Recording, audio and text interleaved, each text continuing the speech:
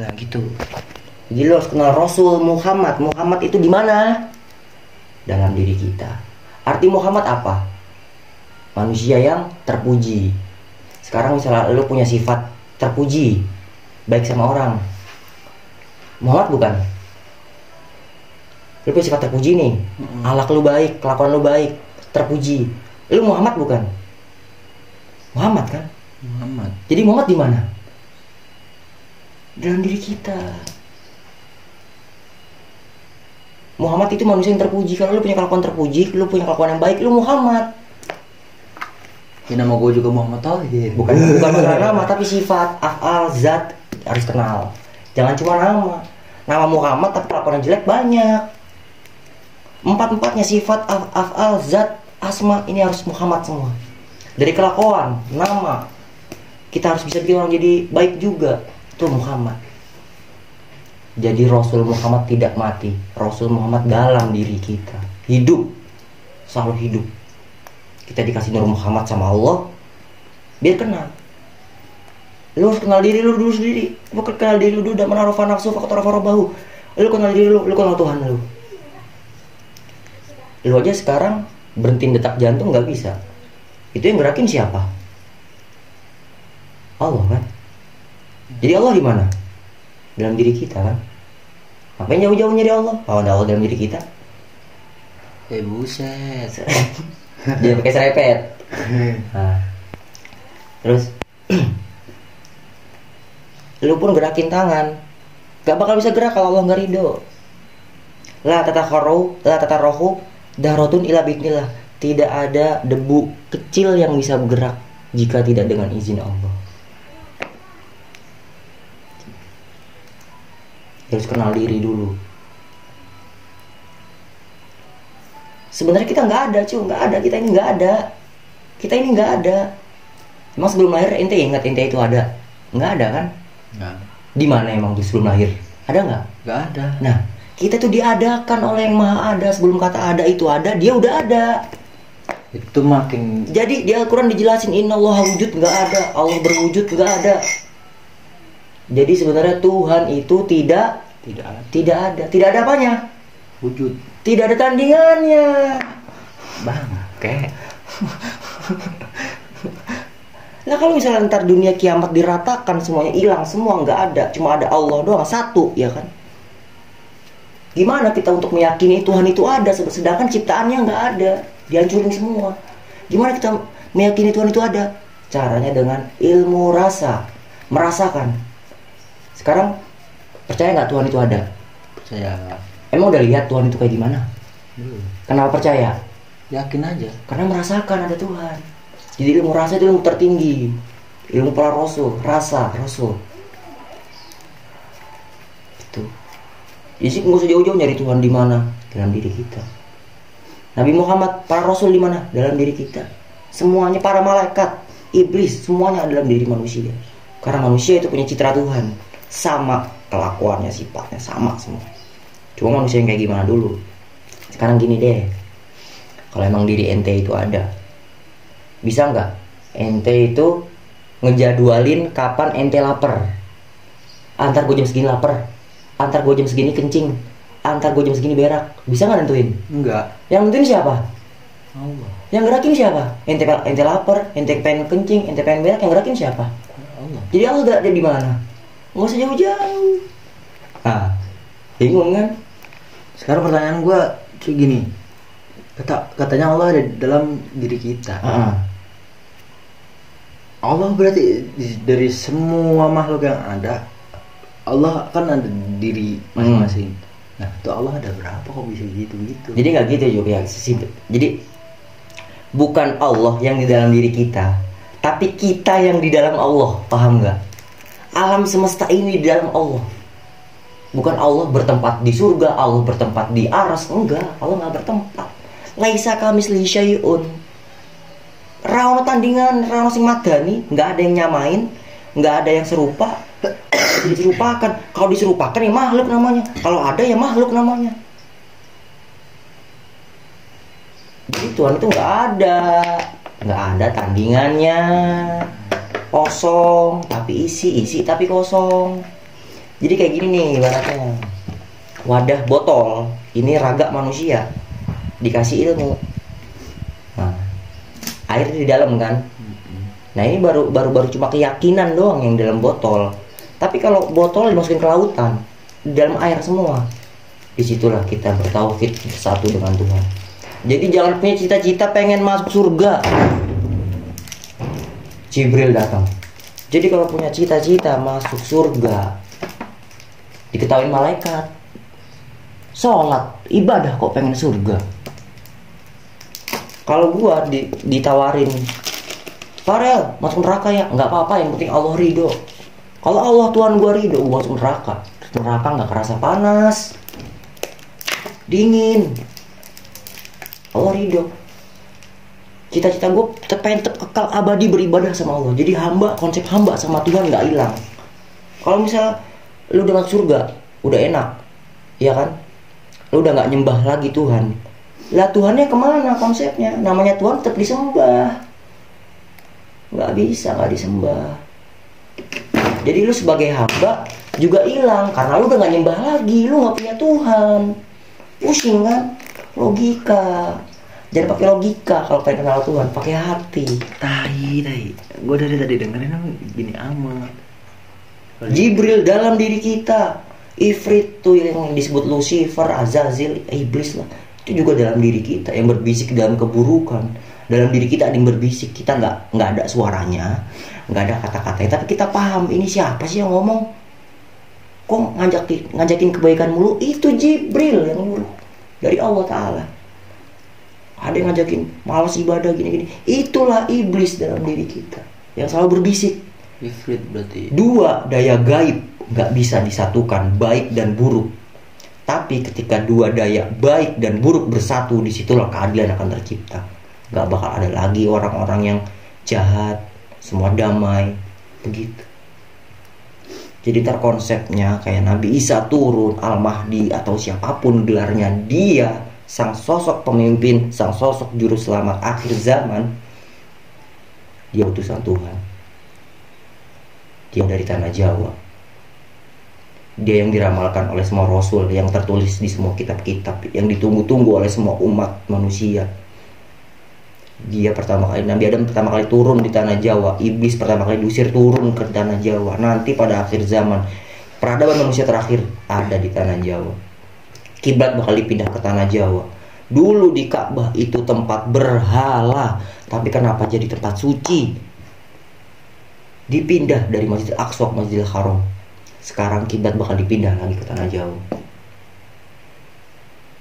Karena lihat aja, kalau pengen kenal Nabi Muhammad, ente harus belajar adat tanah Jawa. Coba lihat akhlaknya Nabi Muhammad, adab asornya, DP-nya. Emang ada orang Arab punya akhlak? Gak ada kan? Gak. Cuma Nabi Muhammad yang punya akhlak kayak orang Jawa. Coba lihat orang Jawa, sopannya kayak gimana? Sama nggak akhlaknya kayak Nabi Muhammad? Jadi Nabi Muhammad tuh aslinya orang Jawa, tapi bukan lahir di Jawa. Jawa itu artinya dermawan atau baik. Jadi Nabi Muhammad orang Jawa. Cuma kenapa diutus di Arab? Karena di Arab jahiliyah. Lah sekarang emang orang Arab ada yang bertapa? Enggak. Nabi Muhammad bertapa nggak? Enggak. Nabi Muhammad bertapa nggak? Enggak. Bertapa di Wahiro ngapain? Oh. Tapa itu artinya apa? Tapakur, berpikir. Sekarang Nabi Muhammad bertapa. Orang Arab kok ada yang bertapa? Kok sampai orang Jawa? Orang Jawa juga bertapa kan? Ayo. Jadi Nabi Muhammad orang mana? Orang Jawa bukan? Orang Jawa. Cuma akhirnya di sono aja, diutus. Buset. Semua para nabi akhlaknya sama, tauhidnya sama. Jadi kayak avatar reinkarnasi. Mati hidup, mati hidup, mati hidup. Ya sebenarnya dia juga orangnya. Dari Nabi Adam sampai Nabi Muhammad ya Muhammad juga. Muhammad Adam, Muhammad Idris, Muhammad Nuh. Kan dari Nur Muhammad penciptaan pertama Tuhan. Cahaya yang terpuji, cahaya Tuhan. Nur ala nur, cahaya atas cahaya. Jadi gitu, kita harus kenal diri kita, bakal kenal Tuhan. Nah, dari situ kita kenal diri, kenal aku. Aku dalam diri itu siapa? Ada maha aku dalam diri kita, itu Allah. Allah itu bahasa Arab. Dari kata-kata ilah yang artinya Tuhan, El kayak Jibril, Mikael, Israfel. Itu ada El itu utusan gaibnya Tuhan atau para dewa. Dewa-dewa gaib itu utusan Tuhan. Ada utusan yang nyata, para nabi, para rasul, avatar, tuh utusan yang nyata. Nah, Allah dari kata-kata ilah artinya Tuhan, al kata ma'rifat merujuk kepada itu. Jadi Allah itu artinya itu Tuhan. Kalau ada orang Islam tanya artinya Allah itu apa, nggak tahu artinya, aduh bukan Islam dia.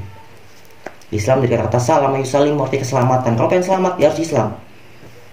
Gitu. Jalan yang lurus. Karena Nabi Isa dulu diutus untuk domba-domba yang tersesat.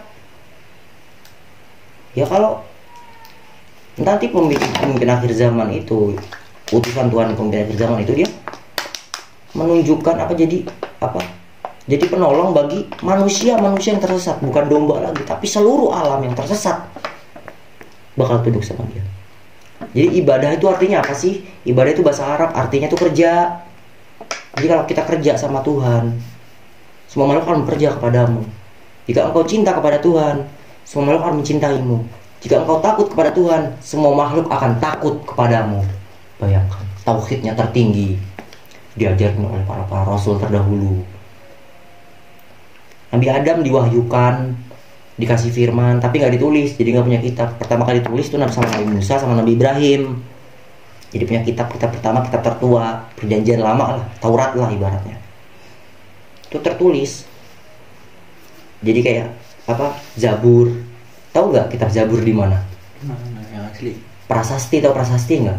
Apaan? Prasasti yang batu tulis. Batu ada tulisannya. Itu kan cuma di tanah Jawa. Iya. Jadi Zabur ada di mana? Jawa berarti. Nah iya. Bingung kan? Nggak ngerti. Ini ilmu sir, ilmu rahasia. Jadi kalau orang udah deket sama Allah, kenal dirinya, kenal Tuhannya, itu ntar dia mukasyafah atau kasyaf, terbuka hijab antara dirinya dengan Tuhan. Itu dia udah menyatu. Makanya kan gue intinya tadi, kalau kita ibadah jangan niat pengen surga, pengen menyatu dengan Tuhan. Ya ayyuhan nafsul mutmainnah, wahai jiwa-jiwa yang tenang, irji ila rabbiki radiyatan mardiyah, datanglah kepada Tuhanmu secara ridho, secara ikhlas. Engkau yang datang atau aku yang datang. Fadkhuli fi ibadi wadkhuli jannati, karena engkau adalah aku adalah engkau. Pusing gua. Ngaji tasawuf, tauhid tertinggi nih nanti yang diajarkan. Kalau orang bertanya, dulu gue gila gue karena apa? Karena ada orang tanya, Mas Farel cita-citain jadi apa? Gua cita-citain jadi Rasul. Gila gak tuh? Kan Rasul terakhir Nabi Muhammad. Kalau Nabi terakhir Nabi Muhammad, di Al-Quran di hadis terjelaskan Nabi terakhir Nabi Muhammad. Tapi di hadis sama di Al-Quran nggak ada dijelaskan Rasul terakhir siapa. Rasul bahasa Arab artinya utusan. Jadi tetap utusan Tuhan, tetap ada terus, nggak mungkin putus. Dia selalu reinkarnasi, nitis notos. Di Al-Baqarah ayat 28 dijelaskan, dia mati hidup lagi. Itu namanya reinkarnasi. Avatar. Nggak bisa mati, ya mati moksa. Moksa itu lenyap seluruh tubuhnya. Setelah dikuburkan, dia menyatu sama alam. Dia kalau udah tugas kata Allah, kamu turun lagi ke bumi, turun lagi jadi utusan yang nyata. Gitu. Jadi Allah punya dua utusan gaib, para dewa atau malaikat, dan utusan nyata para rasul, para nabi. Propet-propetnya. Apa sih itu agama? Agama adalah aturan untuk mengenal Tuhan. Apapun agamamu, kalau engkau kenal Tuhan, kau beriman. Tapi kalau engkau ingkar dari aturan agama, kau kafir, tidak beriman kepada Tuhan. Jadi sebenarnya semua agama, apapun agamanya, selama dia kenal Tuhan, itu bener. Gitu men. Gitu aja penjelasannya. Paham kan? Masih agak bingung coy. Kalau masih bingung, tanyakan apa yang dibingungin sekarang. Nah, gua bingung kayak gini. Yang mau ditanyakan itu nggak muncul dalam pikiran, tapi di hati tuh ada pertanyaan tapi nggak bisa diucapkan. Susah gitu loh. tanyakan dalam dirimu, siapa aku, dari mana aku, apa tugasku, aku kembali kemana, kenapa Tuhan menciptakan aku, apa tugasku gitu. Tanyakan dalam dirimu, nanti akan ada jawaban dari utusan Jibril, yaitu malaikat muqarrabin. Malaikat muqarrabin itu dia malaikat yang membuat kita dekat kepada Allah. Kayak Nabi Isa, wajihan fid dunya wal akhirah wa minal muqarrabin. Jadi dia terkemuka, terkenal di dunia dan akhirat, dan dia termasuk orang-orang yang didekatkan karena dia punya Roh Kudus, rohnya Jibril. Makanya dia ini iya, sebenarnya sih kalau orang Kristen bilang Nabi Isa selalu manggil bapak. Sebenarnya bukan bapak yang dipanggil, Jibril. Kan yang niupin kan lah Jibril, perantara Jibril, Roh Kudus itu yang sering dipanggil bapak. Nah, karena malaikat muqarrabin ini anaknya Jibril, nah malaikat muqarrabin ini di dalam dirinya Nabi Isa, jadi kadang manggil bapak, dia manggil Jibril sebenarnya. Nah, perantaranya Jibril, dari Jibril langsung ke Allah gitu. Jadi Allah bukan bapak, Allah tuh nggak punya anak, Allah tuh tunggal, tapi punya sifat dan sifat, zat atau daya tuh banyak macam-macam. Jadi apapun namanya, Sang Maha Pengasih, Maha Penyayang, Sang Yang Wenang, Sang Yang Widi, Sang Yang Tunggal, itu tetap Allah juga. Sang Yang Kersa, Sang Yang Taya, Yang Hampa. Jadi itu, laisa kamitslihi syai'un, Allah tuh gak serupa dengan apapun, tapi ada. Kenapa? Dirasakan. Ada ilmu rasa, itu ilmu tertinggi tauhid, ilmu Rasul. Gitu bos. Apalagi mau tanyakan?